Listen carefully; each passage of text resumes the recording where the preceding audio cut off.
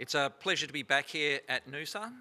We've been coming for quite a few years, and I look forward to telling you about what's happened since the last time I was here, and also, much more importantly, where are we heading over the next few years with Alkane.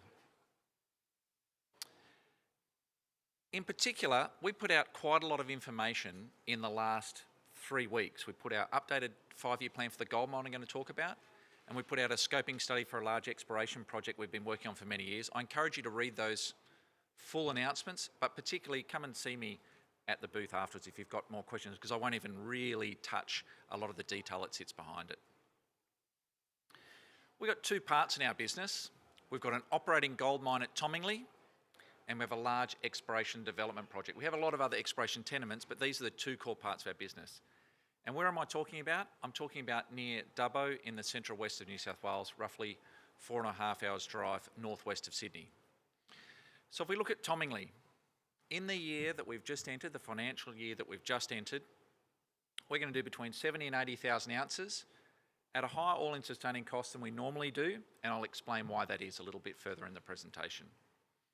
And then from FY27, we're going to be running at a 100,000 ounce run rate. And to do that, we're in the middle of deploying capital. So we've got another $130 million Aussie to roll out the door over the next 18 months to get there. And I'll talk you through how we're spending that. At Boda Kaiser, we just put out a scoping study. This is a deposit with nearly 15 million equivalent ounces within it, roughly 8 million ounces of gold and 1.5 million tonnes of copper. We've defined a scenario were it to be developed on a large scale of what it might look like. It'll produce a lot of copper, a lot of gold, and it would pay itself back in about 4 years. That's at current spot prices. I'll tell you a lot more about that, the 2 central parts of our business. A little more on our company. Certainly, our market cap's in the low 300 Aussies. We're in a broad trading channel between 50 and 70 cents. We've got cash in the bank a couple of weeks ago of $50 odd million, debt of 50. Got liquidity of 70 to do the thing. So with the cash flow we have coming in and the debt that we have, we're looking to do that development that I've spoken about. Want to be particularly clear, a year ago we took out hedging to protect the debt that we're taking. We got nearly 90,000 ounces to pay in a roughly flat schedule between now and 2027. That was at 28.40 Aussie per ounce. And then we have put options over the rest of our production across the same period. So if you want to think of it this way, a third of our production through the middle of 2027 is hedged at 28.30 an ounce, or roughly 28.50 an ounce by the time the forward curve goes through. And then the rest of it, we have put options, so it'll be sold at spot or a minimum of $3,000 an ounce. We're broadly held by people like us in this room, mostly self-managed super fund and retail people. The institutions we have there are generally index funds. We're covered by quite a few brokers. I encourage you to get amongst those and read them. You can get a full diversity of value available because there's so many people who cover us. So Tomingley, this gold mine we have, a picture of it on the top left and of the paste plant over the new development on the top right. There's a diagram on the right-hand side of the screen. Really just shows schematically how it's laid out. We have the existing mine, which has an underground underneath it that's been running for many years. And we've developed to the south. We have an underground tunnel connecting the two, and we have an operating underground mine underneath the northernmost of those yellow blobs at present. That's Roswell, the new deposit that we have. Everything I'm describing today is planned and approved already with the New South Wales government. So I'm not talking about things that could be, I'm talking about what we're actually doing and what's already approved. You can see the production trend. We have, since 2014, poured an average of about 65,000 ounces of gold. There's the different phases of the mine. You can see that we ran an open cut, then we developed underground, we've extended the underground, and now we're ramping up with new open cuts over the next 3 years. So if you look ahead, we're planning to do 450 to 500,000 ounces at a rough cost of $2,000 an ounce. It's going to be more next year because we have a lot of vertical development occurring in the decline at Roswell. That should generate, after the capital that we're going to spend, at today's prices, roughly $500 million in free cash flow over the next 5 years. That's what we're looking to do. And that's well underway. And you can see that, we've been doing this for a fair while. There still remains 1.5 million ounces in resource. So the mine life does go beyond FY29. I just can't really tell you which particular area we'll be mining. We're open at depth under those deposits to the north. We're open at depth under Roswell. We have resources under San Antonio that we haven't even started to define yet.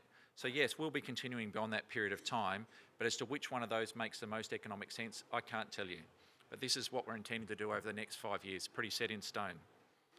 One of the reasons we're spending so much capital is we're moving the Newell Highway. 8.5 kilometres of highway is getting moved better part of a kilometre to the west. That's, again, designed and approved through Transport for New South Wales, etc., etc. And so we're just awarding the tenders for that at present. So that's Tomingley, an existing gold mine ramping to 100,000 ounces, generating cash. Boda Kaiser, really, really interesting thing. We've been exploring here for quite a while, but in 2019 we hit our original drill intercepts. What happened then?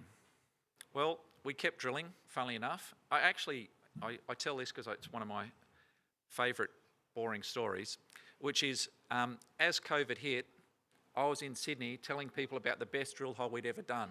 We drilled a kilometre at pretty much 1 gram a tonne equivalent, and our market fell 15% because COVID was there.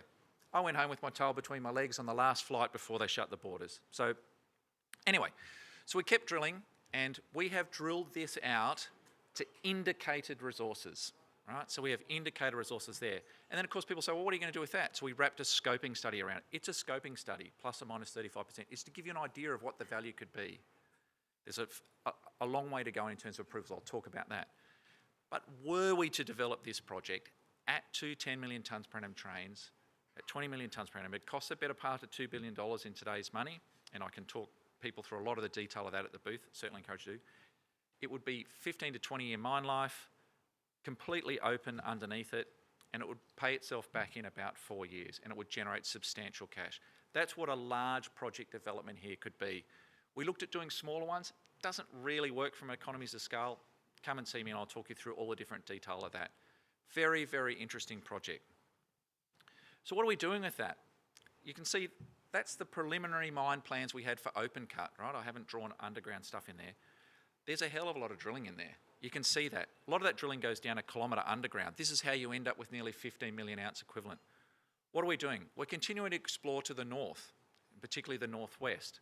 The reason for that, if we find higher grade, it shifts the economics, right? We're doing the environmental studies on this because it de-risks it for everybody, right? It de-risks it for us. So at the moment, we're actually drilling water monitoring bores all through that shell that you can see at the moment. We're doing further studies to assess what happens underground. We didn't assess what a sublevel cave or block cave might look like. We'll go ahead and do that because this plan that I just talked about would only mine 3.5 million equivalent ounces of 15. So of course we're going to look at underground studies. And then we're engaging with potential partners. A company like ours, what would we do? It's a larger company project, right?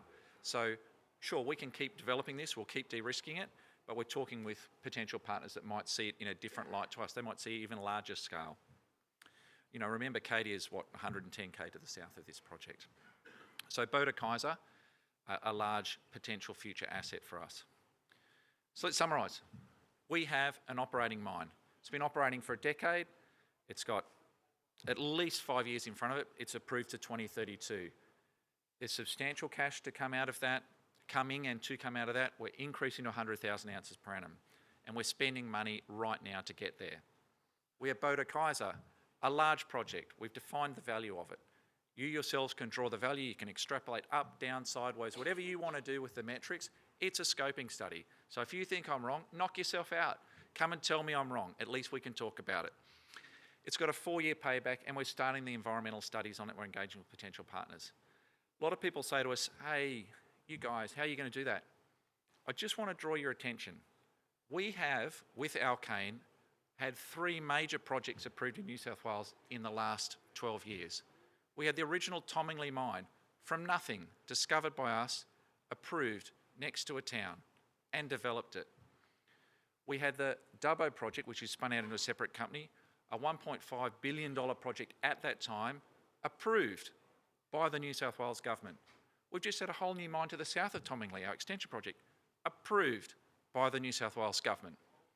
One day someone, it probably won't be me because I'll be too old and grey, will stand up and say, hey, we've just gone and got this approved by the New South Wales Government. We've done this 3 times, we're doing it again, we're building up onto it, and we're going through the environmental studies and processes. We think our stock presents pretty good value because I've just put this news out in the market. The market opens, ladies and gentlemen, the market opens right now. So CommSec is available to open on your phone. The ticker is ALK. I'm Nick Erner. Look forward to seeing you at the booth. Thank you.